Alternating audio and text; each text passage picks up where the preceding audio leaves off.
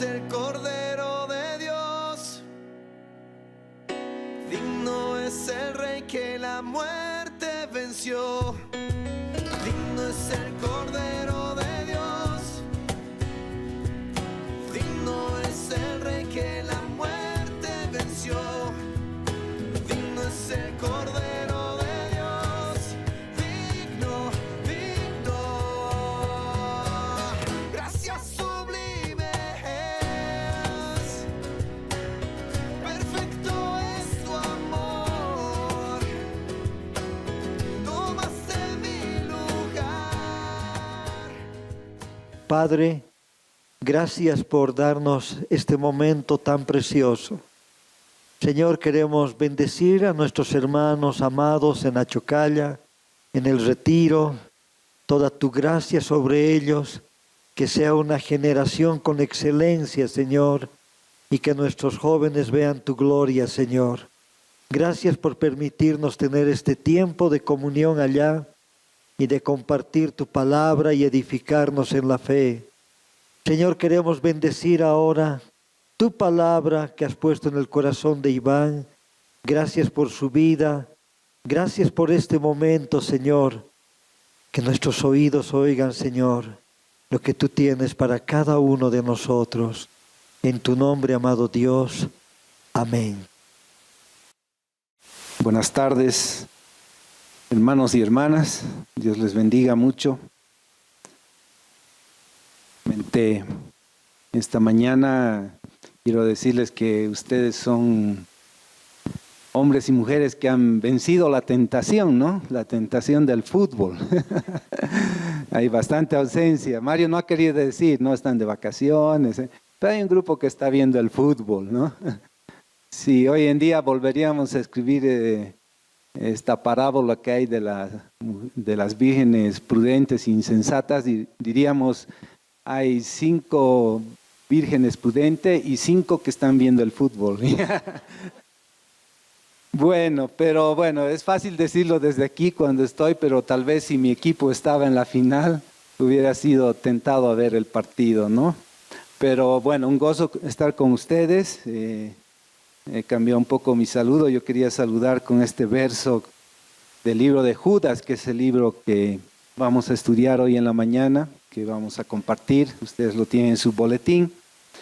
El capítulo 1 es el único capítulo. El saludo de Judas. Judas no es el apóstol que vendió a Jesús por un par de monedas.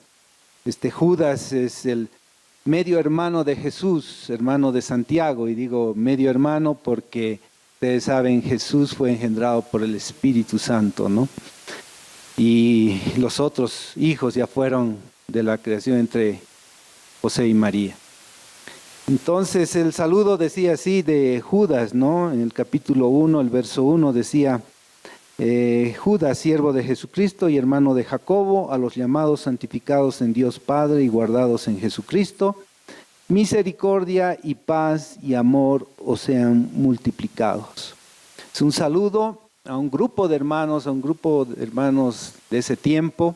No dice exactamente el lugar o a quiénes, como en otros libros que dice esta carta dedicada a los Corintios, a los Efesos, a los Gálatas. Aquí no se menciona, pero es al pueblo de Dios, y es una palabra que si ha sido relevante en su tiempo, va a ser relevante hoy en día también.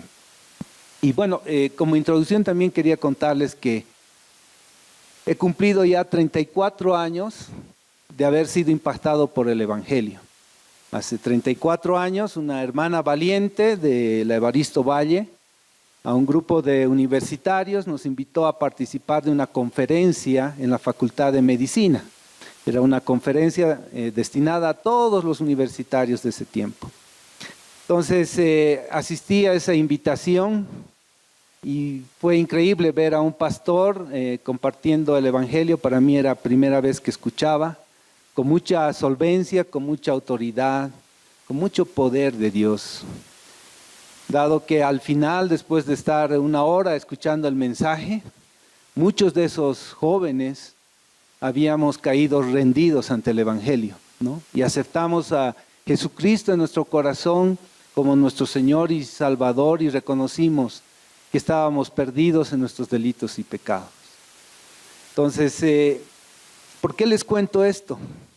Porque desde esa vez, cuando yo escribo las prédicas, trato de escribir como si mi audiencia fueran todos inconversos. Ese es mi principal objetivo, aunque sé que en la congre, bueno, tenemos la mayoría que conocen al Señor, pero mi intención es escribir para no inconversos, porque creo que esa misma autoridad y poder que tenía ese pastor en esa conferencia puede obrar hoy día también, usando a mí como un instrumento y el Espíritu Santo obrando en medio nuestro para redarguir. Y eso es importante para mí, por eso escribo, aunque sé que cuando termina la prédica y muchos pasan a orar, yo termino abrumado y humillado, ¿no? Pero también gozoso porque sé que ese mensaje que han oído, tal vez sea el único mensaje en su vida que escuchen y es un mensaje para la eternidad. Sin embargo, hoy no voy a hacer tanto énfasis en que los que no conocen todavía al Señor oigan el mensaje de la salvación. Este es un mensaje que está alineado a lo que el autor dice y es un mensaje para los que hemos conocido al Señor, para los que hemos aceptado al Señor Jesucristo como nuestro Señor y Salvador. Y aquí hay serias advertencias para no apostatar contra la fe, para no estar en rebeldía contra Dios. Y es importante que el pueblo de Dios escuche esto. Así que les invito a que sigamos leyendo los versos 3 y 4, que es donde está enfocado el mensaje central de la palabra en este día. Y dice así: amados, por la gran solicitud que tenía de escribiros acerca de nuestra común salvación, me ha sido necesario escribirles, exhortándoles que contiendan ardientemente por la fe que ha sido una vez dada a los santos. Porque algunos hombres han entrado encubiertamente, los que desde antes habían sido destinados para esta condenación. Hombres impíos que convierten en libertinaje la gracia de nuestro Dios y niegan a Dios, el único soberano, y a nuestro Señor Jesucristo. Aquí está el autor haciendo referencia en que él tenía ganas de escribir sobre la común salvación, ¿no? Y esas ganas que tenemos cada vez que compartimos el Evangelio aquí en la congregación, en nuestros grupos pequeños. Qué lindo es hablar de nuestra común salvación. Y esas ganas también tenía el autor. Sin embargo, se ve obligado a cambiar el tenor de su carta para escribir por algo muy importante. Quiere escribir para contender ardientemente por la fe. El título que le he puesto a esta prédica, que ustedes pueden ver en sus boletines, es hasta agonizar, hasta agonizar. La raíz de esta palabra de contender ardientemente es hasta agonizar, hermanos, hasta que nuestro último suspiro en esta vida, tenemos que defender la fe que tenemos en el Señor Jesucristo. Hasta el último suspiro, hasta el último latido, ¿no? Eso es lo que quiere decir aquí el autor con esto, que contengamos nuestra fe hasta el último suspiro. Entonces, hoy en día a veces queremos contender en nuestras fuerzas, ¿no? Y el autor lo que hace es hacer referencia esta carta a una carta anterior escrita por Pedro. Esa es la referencia que toma él. Y creemos en eso porque esta carta ha sido escrita del año 67 después de Cristo en adelante. Y la carta de Pedro de los años 60 en adelante. No se tiene mucha exactitud, pero para que podamos tener el contexto de esta carta, vamos a leer el libro de Pedro. Les invito a que abran 2 Pedro, el capítulo 2 de Pedro, 2 Pedro, capítulo 2. Vamos a leer los versos 1 al 3, aunque el resto de este capítulo también tiene mucha referencia para Judas. Y dice así, si me siguen: pero hubo también falsos profetas en el pueblo, como habrá entre vosotros falsos maestros que introducirán encubiertamente herejías destructoras y aún negarán al Señor que los rescató, atrayendo sobre sí mismos destrucción repentina. Y muchos seguirán sus disoluciones, por causa de los cuales el camino de la verdad será blasfemado. Y por avaricia harán mercadería de vosotros con palabras fingidas. Sobre las tales, ya de largo tiempo la condenación no se tarda y su perdición no se duerme. Judas seguramente estaba leyendo esta carta y encontró esas advertencias que existen para aquellos que apostatan contra la fe, aquellos que permiten que haya falsedad en sus vidas, hay una advertencia a las falsas herejías. Y en realidad en la palabra, desde el Antiguo Testamento, hay una advertencia contra las falsas profecías. Esto es mucho más incrementado en el Nuevo Testamento cuando nos hablan de falsos apóstoles, falsas herejías, falsas doctrinas, falsos maestros. Ahora nos habla de falso amor, ¿no? Un amor fingido, de falsa fe, una fe fingida. Mucha falsedad, ¿no? Mucha falsedad que el Señor quiere y nos advierte que no haya en el pueblo de Dios, que no haya en el pueblo de Dios. Hoy en día en nuestro mover cotidiano de la vida hay mucha falsedad en todo lo que vemos, ¿no? En todo lo que vemos.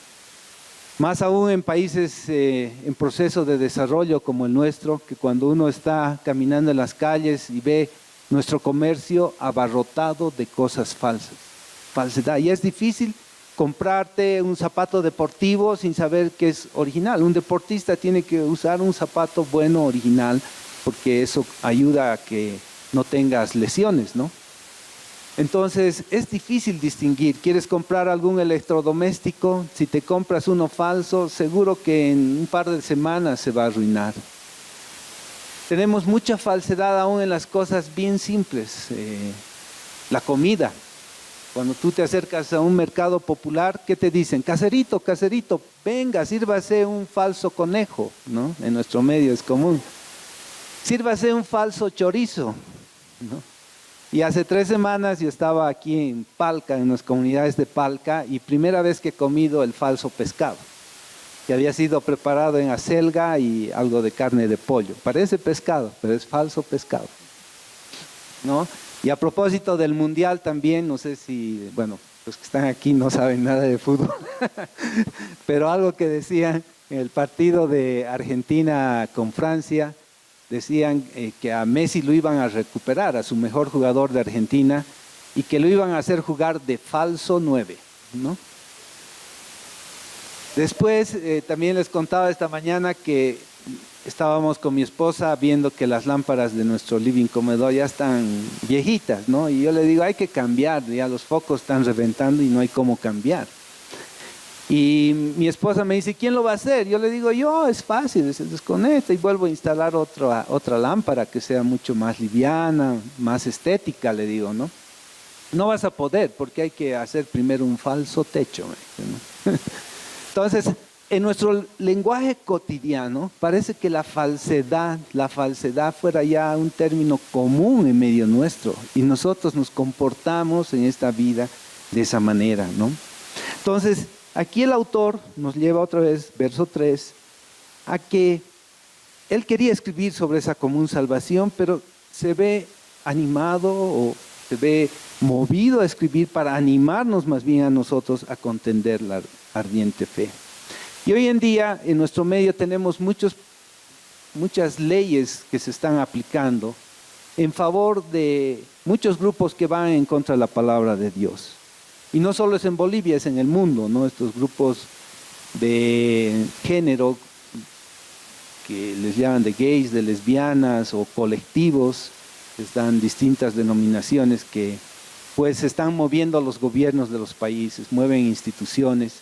Y entonces nosotros cuando leemos contender ardientemente por la fe, queremos pues salir a las calles a hacer protestas, ¿no? Y salir y protestar contra ellos. Pero no nos está llamando la palabra a hacer marchas, protestas, huelgas de hambre. Cuando dice contender ardientemente, es que defendamos hasta agonizar. ¿Qué cosa, hermanos? La verdad. Tenemos que defender hasta agonizar la verdad de Dios que está escrita en la palabra. Eso tenemos que manifestar. Y no estoy diciendo que la iglesia no tiene que decir nada, pero lo que tenemos que hacer es hablar la verdad uno a uno, en nuestras familias primero, en los entornos donde nos movemos, tu trabajo, los estudios, la universidad. Es ahí donde tenemos que proclamar la verdad. Y no solamente proclamar, porque este texto que vamos a estudiar hoy día nos lleva a dar testimonio de esa verdad, que nuestra vida muestre esa verdad que nosotros proclamamos. No seamos falsos, no seamos falsos en toda nuestra manera de vivir, sino que proclamemos la verdad. ¿Por qué, hermanos? Porque esa es la única forma en que el mundo se va a ver atraído, cuando vean un testimonio genuino en nosotros.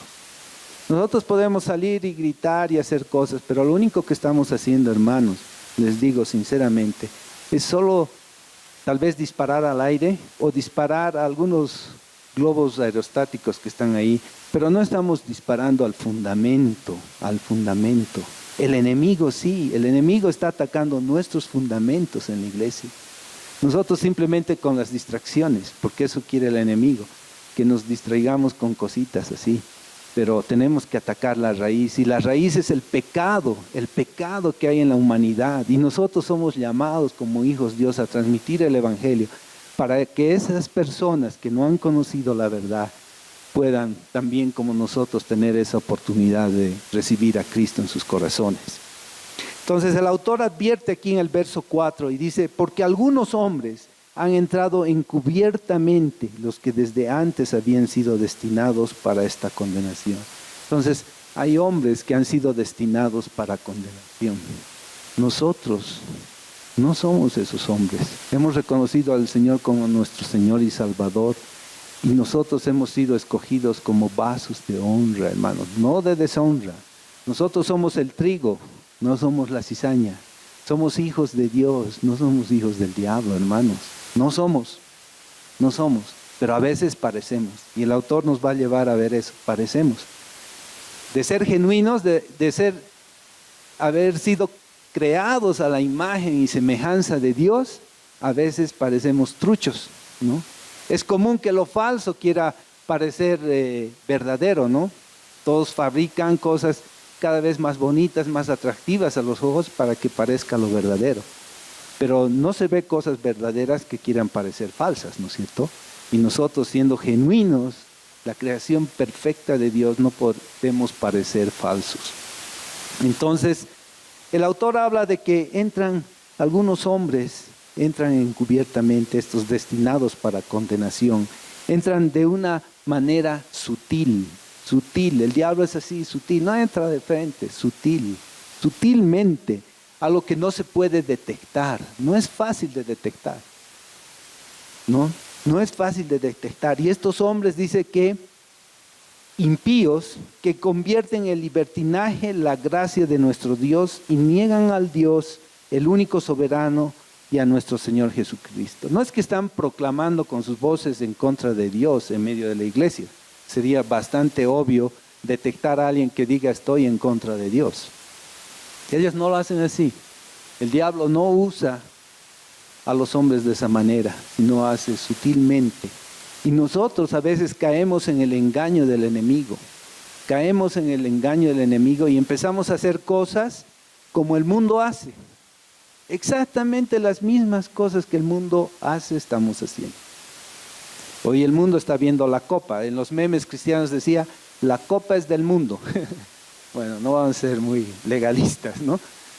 Pero es así, imitamos lo que el mundo hace. Y hoy en día hay cosas que estamos imitando y lo digo porque lo vivo en carne propia, en el sentido de que lo veo también en mi familia. Es que somos atrapados ahora por los videos, el cable, la televisión, ¿no? Que cada vez es mucho más agradable a los ojos, la calidad con que se ve ya todo parece real. Entonces, ¿qué estamos haciendo, no? Tenemos cable la mayoría, Ahora ha entrado de moda que el cable es muy caro y te puedes comprar servicios del internet como Netflix y otras aplicaciones que existen, donde tú puedes ver series, ¿no? Se ha puesto de moda ver series de todo tipo, ¿no? Historias que parecen muy atractivas, incluso hay una serie que en medio de la iglesia yo siempre escucho comentar de una serie de médicos, ¿no? Que en medio de las cirugías y de todas esas urgencias médicas que existen, se crean pues situaciones así como de novela, ¿no? De novela. ¿Qué es lo que atrae en las novelas?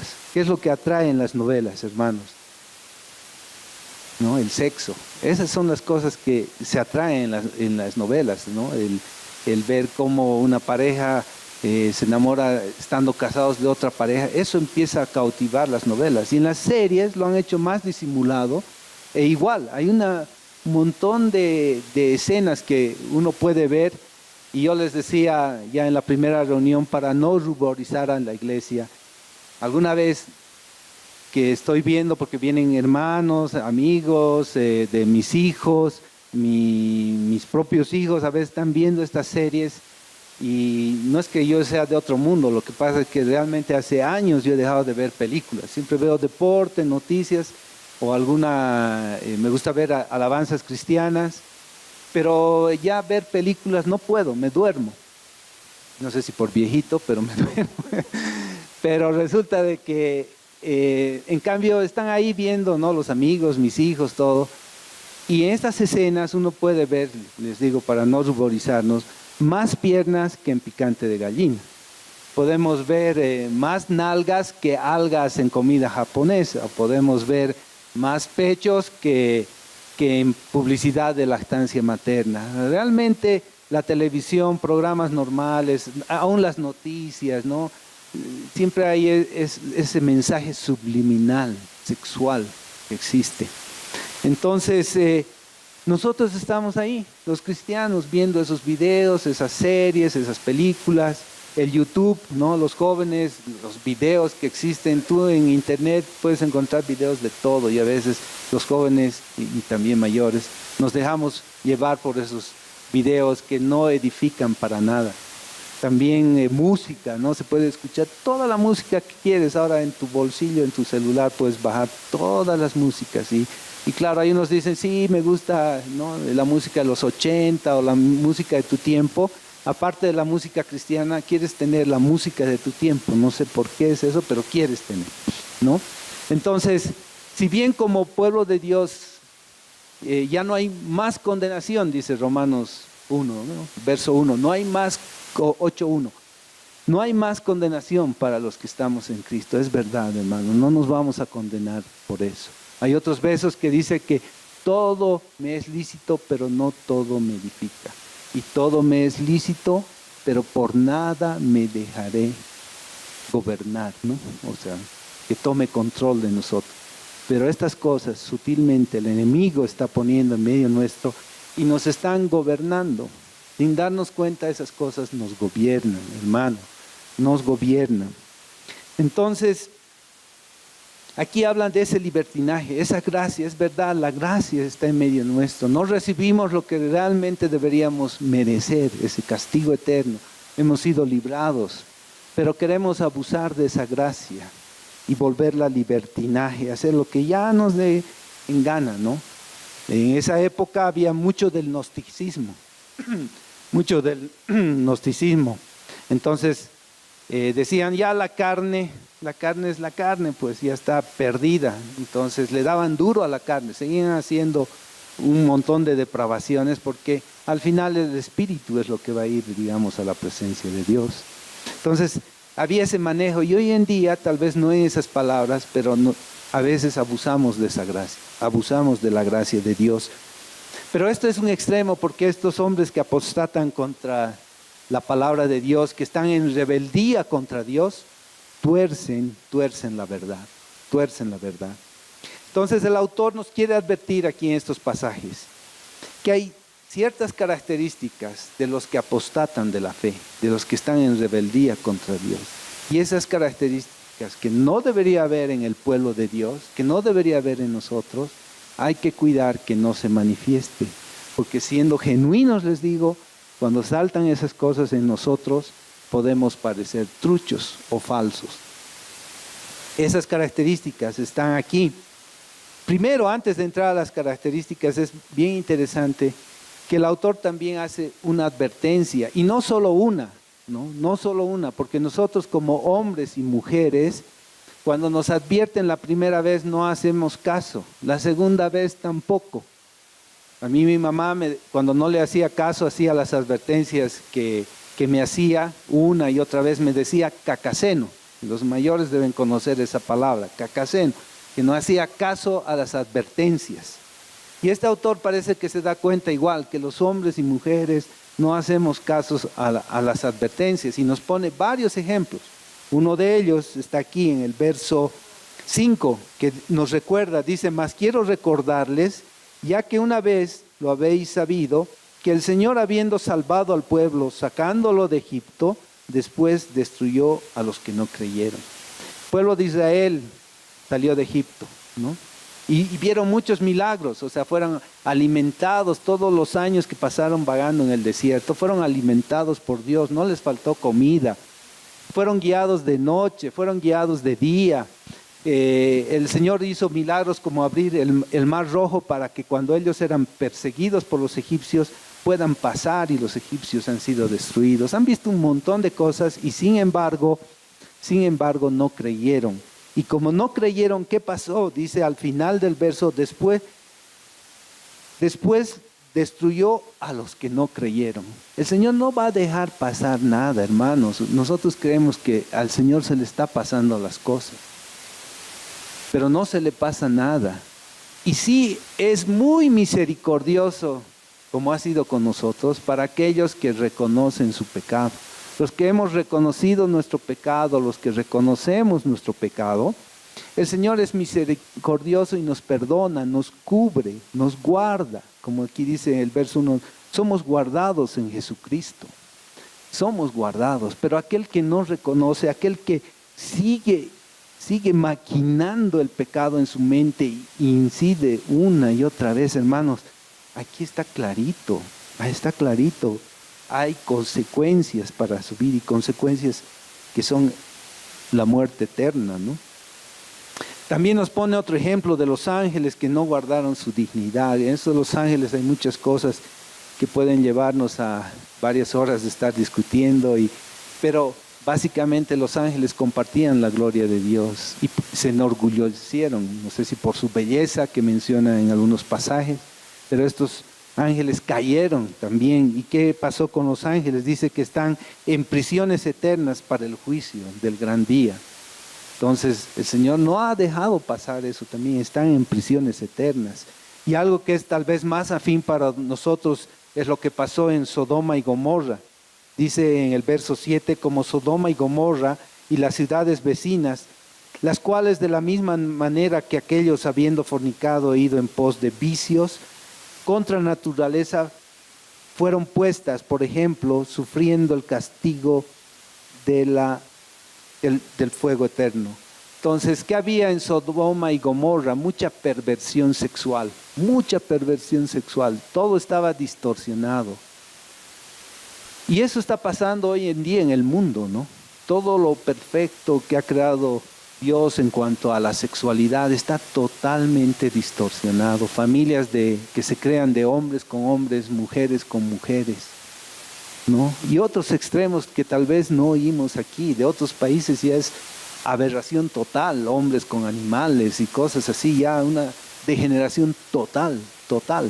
Pero sí se crean leyes a favor de esas cosas. Eso es lo peor.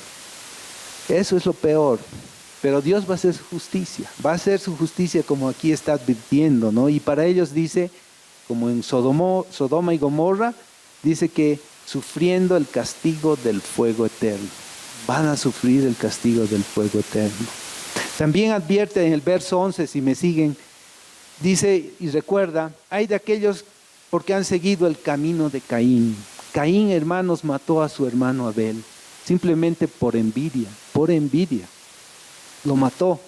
Y claro, la palabra no cuenta el momento en que murió Caín, pero si nos damos cuenta, cuando hubo el tema del diluvio, y se construyó el arca. Noé construyó el arca.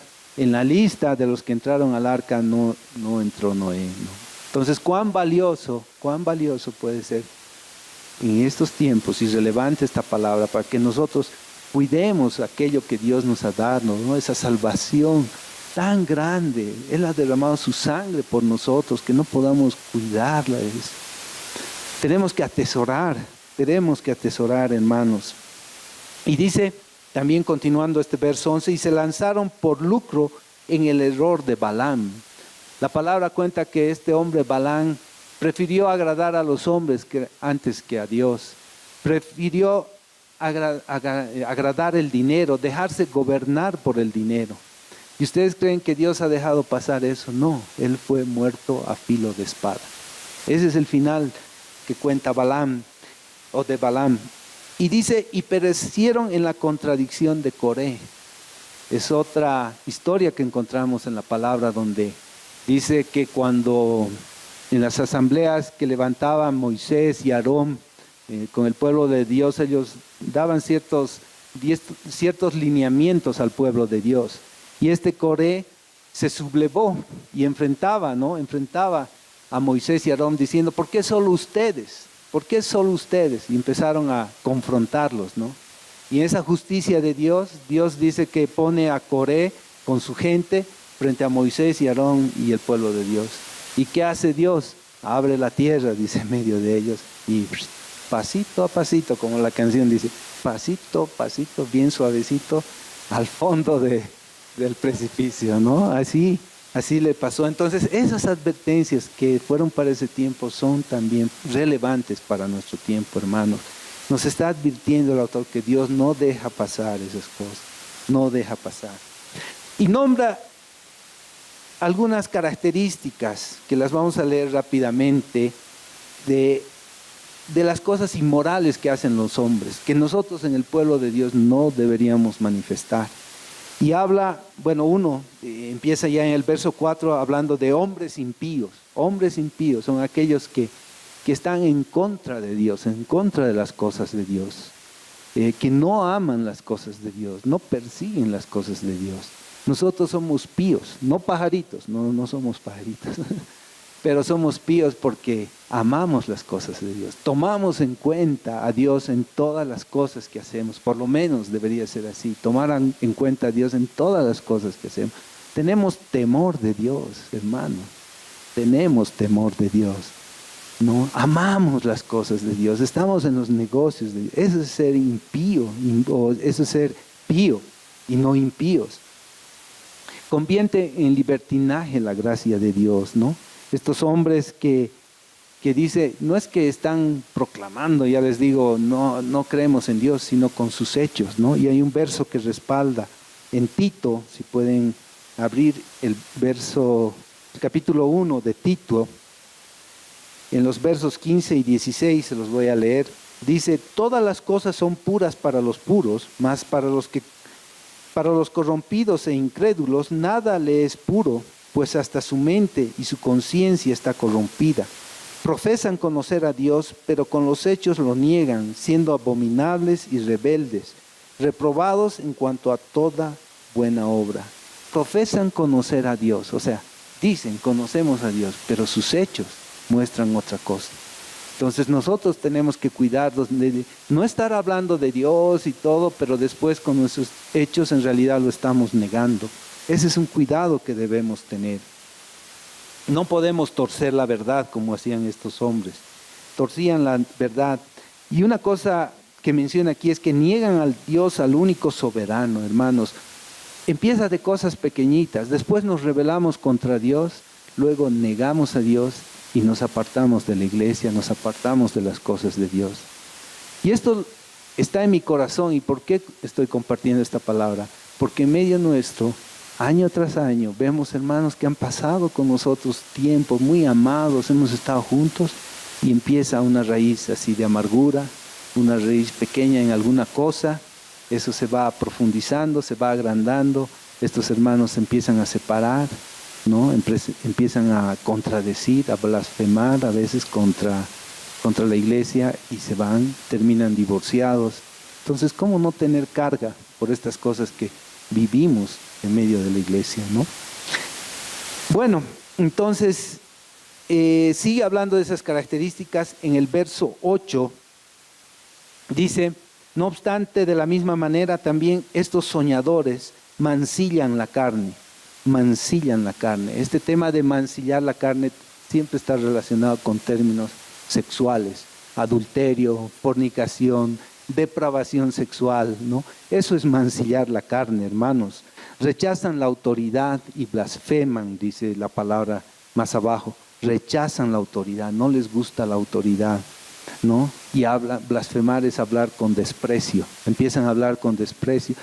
En el mundo es común, ¿no? La gente habla con desprecio. En la iglesia no puede haber desprecio. No podemos blasfemar contra las autoridades que Dios ha impuesto en la iglesia, contra nuestros pastores, ¿no? El Señor ha delegado una autoridad en nuestros pastores. No podemos blasfemar. Y a veces en cosas así pequeñas estamos blasfemando, a veces discutiendo la autoridad. O del mismo Señor, de las potestades superiores, dicen, ¿no? Hablar con desprecio de Dios. Eso no es permitido. En el verso 10 dice: se corrompen como animales irracionales, ¿no? Aparte de blasfemar, se corrompen. Hermanos, Dios nos ha creado con una mente, con una mente. Nosotros sí podemos pensar. Los animales sí pueden actuar sin razonamiento, ¿no? Pero a nosotros Dios nos ha dado la oportunidad de pensar y de tomar decisiones conectados a Dios, ¿no? Entonces, atentos, porque estos hombres, en Romanos dice, habiendo conocido a Dios, Romanos capítulo 1, dice: habiendo conocido a Dios, no le glorificaron como a Dios, ni le dieron gracias, ¿no? Y sí, una serie de versos, pero de eso importante quedan tres cosas: que Dios dice que los entregó en sus inmundicias. Ya tanto molestan, y Dios los entrega en sus inmundicias. Dice: en sus pasiones vergonzosas, en su mente reprobada, ¿no? Mente reprobada. O sea, ya piensan como animales, pues su mente está totalmente reprobada. Y también en los versos 16 dice: estos son murmuradores, querellosos, ¿no? Murmuradores, hermano. Esto no es nada súper espiritual o algo oculto. Murmurar es algo que a veces es frecuente en medio nuestro, ¿no? Murmuramos, hablamos cosas que no debemos. Estamos criados en una sociedad en que murmurar es una de las cosas más frecuentes, pero eso no puede entrar en la iglesia, no puede entrar en nuestras vidas, la murmuración. Si tú estás viendo que hay murmuración en tu vida, tenemos que pedir a Dios que nos examine. Examíname, oh Dios, que saque esos resabios del pecado de tu vida, que los saque, esa murmuración. Querellosos, peleadores. Hermanos, somos peleadores. Igual no sé si lo traemos culturalmente. Somos peleadores. Sabemos que en nuestras familias peleamos con nuestros padres, peleamos con nuestros hijos. Hay eso, y de tonteras. Peleamos de tonteras. Cuando como Abel y nos toca administrar a algunas familias que vienen con algunos problemas en la familia y nos cuentan, son tonteras. ¿No? Están peleando de tonteras y ya están buscando separarse, ya están pensando en el divorcio por tonteras. Cuando hay crisis en las familias mucho mayores. También en nuestra célula hemos tenido 2 personas aquejadas con enfermedad, con cáncer. Esas sí son tragedias. Esas sí son cosas que hacen difícil el vivir cotidiano en la familia. Pero por tonteras, dividirnos, apartarnos de las cosas de Dios, por simplemente ser querellosos, peleadores, ¿no? Cuidémonos. ¿Y saben por qué debemos cuidarnos? Porque hasta agonizar tenemos que manifestar en nosotros esa verdad. Hasta agonizar, como les decía, hasta agonizar. Tenemos que manifestar como pueblo de Dios la verdad. Somos los únicos portadores de la verdad. El mundo no es portador de la verdad. Los hijos de Dios somos portadores de esa verdad. Y tenemos que proclamar hablar esa verdad. No solo hablar, sino mostrar en nuestras vidas que lo que decimos estamos haciendo. Luego dice también que son que buscan según sus propios deseos, cuya boca habla cosas infladas, ¿no? Egoístas. Somos egoístas, ¿no? A veces que pensamos solo en nosotros. Estamos dando palabras infladas, adulando, ¿no? Es normal en el mundo, en las empresas, cuando estás trabajando, adular a tu jefe, ¿no? Jefecito, qué bien está, qué bien vestido, qué bien se lo ve.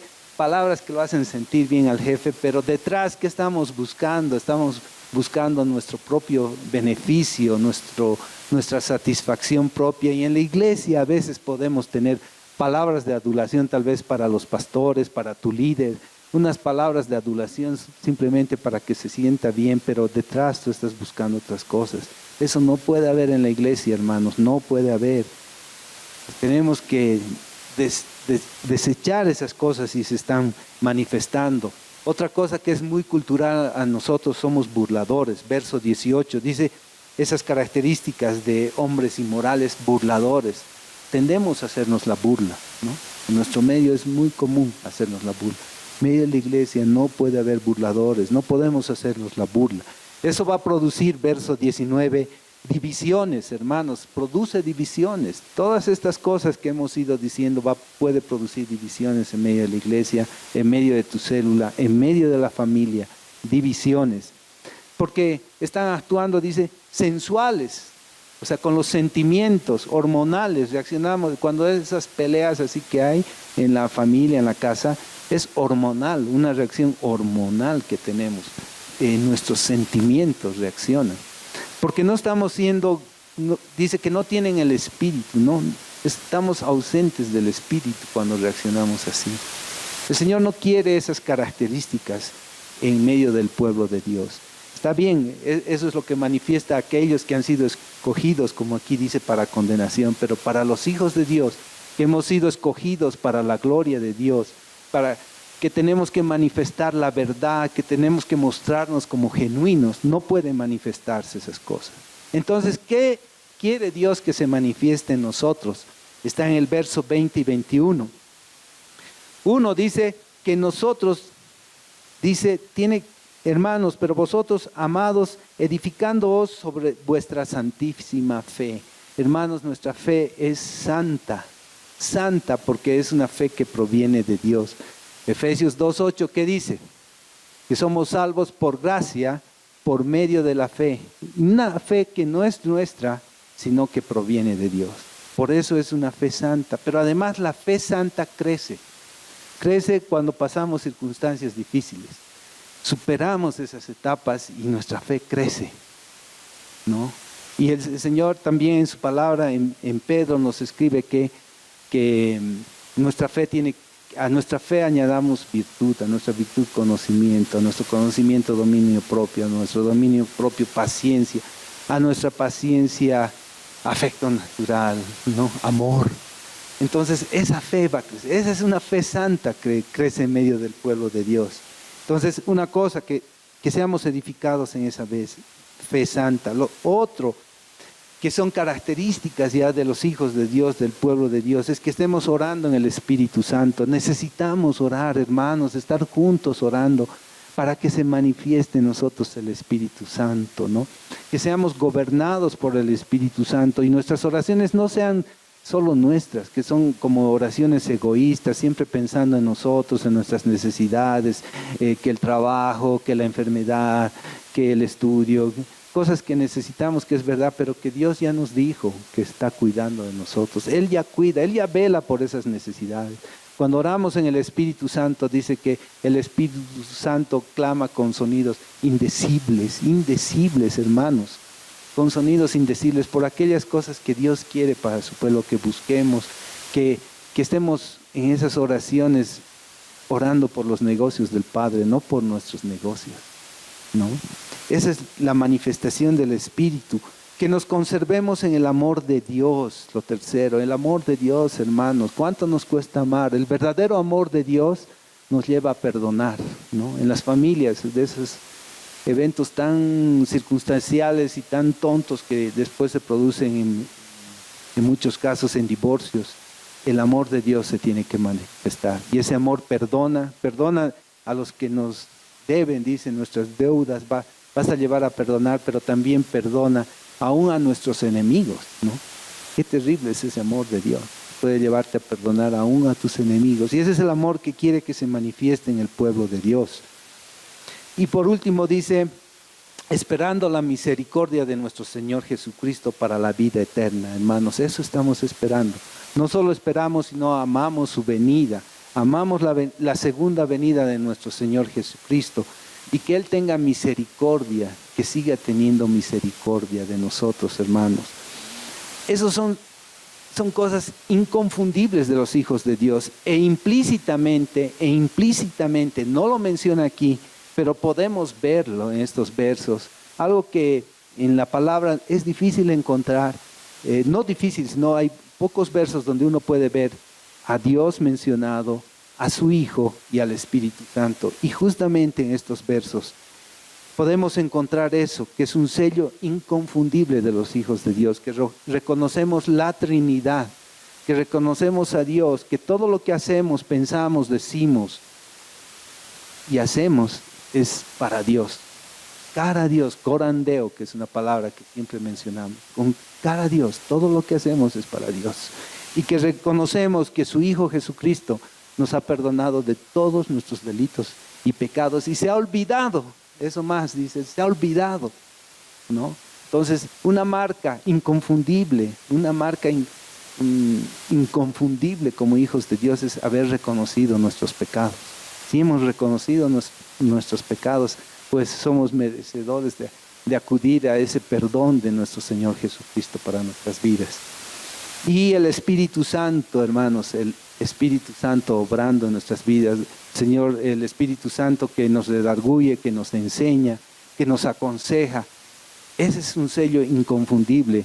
Yo les decía, en nuestro país se publicita mucho hecho en Bolivia, ¿no? Han visto ese loguito, hecho en Bolivia, rojo, amarillo y verde, hecho en Bolivia, que demuestra la originalidad que tiene algo fabricado en Bolivia, hecho en Bolivia. Este sello inconfundible de la Trinidad en nuestras vidas es un sello inconfundible de los hijos de Dios en el reino de Dios. ¿Sí? Amén. Entonces, eso es lo que quiere el Señor. ¿Y para qué todas estas cosas? No es para que todos estemos contentos y felices y digamos somos hijos de Dios. No, hay tarea que hacer en esta tierra, hermanos. Hasta la segunda venida del Señor tenemos tarea. Y esa tarea dice en el verso 22, algunos que dudan, convencerlos. A los que dudan, convencerlos.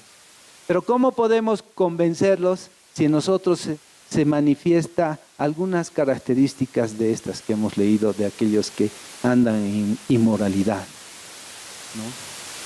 No se puede manifestar porque si no, no vamos a convencer a aquellos que están dudando todavía. En nuestras familias, trabajo, estudio, siempre hay gente que está ahí con un paso ya para dar. Pero de pronto ven nosotros que hacemos algo malo y retrocede y dicen, ¿para qué voy a ser cristiano si es igual que él? ¿Qué sentido tiene? Pero nosotros estamos llamados a dar buen testimonio y sí vamos a hacer que estas personas que dudan los vamos a convencer. Y dice, a otros salvad, arrebatándolos del fuego. Hay otros que ya están ahí, pasito a pasito, como les digo, ya ahí, y cayendo al fuego. Nosotros no los vamos a salvar. Jesucristo es el único que salva. Pero nosotros somos ese instrumento que va a ser para alcanzarles a Jesucristo y Jesucristo los salve. Pero necesitamos dar buen testimonio. Y por último, sabemos y conocemos que a veces, a pesar de tantas advertencias en medio nuestro, en la casa de Dios, en el pueblo de Dios, a pesar de tantas advertencias, algunos insisten en su pecado, insisten, habiendo conocido a Dios, no le glorifican a Dios como a Dios, ni le dan gracias, insisten. Aún de ellos tenemos que tener misericordia. Nosotros no estamos para juzgarlos, estamos para amarlos, pero detestamos su pecado. Entonces hay que diferenciar, detestamos su pecado. Y aquí dice, aún su ropa, dice, ¿no? Aún su ropa contaminada debemos aborrecer. Y a eso somos llamados, aborrecer el pecado.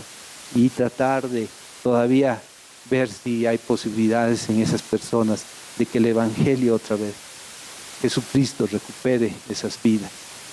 Ya si ellos siguen Ya no hay forma, desespera estas advertencias que hemos leído en el principio. Así que esa es la palabra de hoy día, hermanos, esa es la palabra. Como empieza el verso, dice, guardados en Jesucristo. Empezamos guardados, estamos guardados, el pueblo de Dios guardados en Jesucristo. Y vamos a terminar también hablando de Jesucristo. Quiero invitarles que se pongan de pie, porque el autor dice, pónganse de pie, vamos a leer los últimos versos 24 y 25, dice, y aquel que es poderoso para guardarlos sin caída, Jesucristo, y presentaros sin mancha delante de su gloria, con gran alegría, al único y sabio Dios, nuestro Salvador, sea gloria y majestad, imperio y potencia, y ahora por todos los siglos a Él. Amén. A Él sea la gloria, hermanos. A Él sea la gloria. Voy a orar, vamos a orar para terminar. Amén. Gracias Dios, gracias Señor. Gracias Dios amado, porque tu palabra es algo que puede fluir en medio de tu pueblo, Señor. Tu palabra nos alienta, Señor. Tu palabra nos motiva a seguirte, Señor. Señor, queremos hoy atesorar esto que hemos compartido, que hemos leído para nuestras vidas. No queremos parecer falsos en ningún sentido en nuestras vidas, Señor. Queremos manifestar, ser genuinos, creados a tu imagen y semejanza, Señor. No queremos que ningún rasgo de nuestro carácter sea manifiesto para ser tropezadero a aquellos que quieren acercarse a ti, Señor. Queremos que nos uses, Señor, como instrumentos útiles en servicio de tu iglesia, Señor. Que demos un testimonio que lleven a cautivar a la gente en tu conocimiento, Señor. Yo te pido por cada hermano, por cada hermana, que estén refugiados en ti, Señor Jesucristo, que puedan encontrar en ti ese refugio, que puedan encontrar en ti esa fuerza, poder y autoridad para hablar con denuedo de tu palabra, Señor. Yo bendigo cada hermano, cada hermana en esta mañana, para que seamos guardados. Yo también, Señor, seamos guardados de caer en el pecado y podamos atesorar con todo amor, con toda reverencia, esa salvación tan grande que tú nos has dado. Gracias, Padre, en el nombre de Jesús. Digno es el Cordero de Dios, digno es el Rey que la muerte venció, digno es el Cordero de Dios, digno es el Rey que la muerte venció, digno es el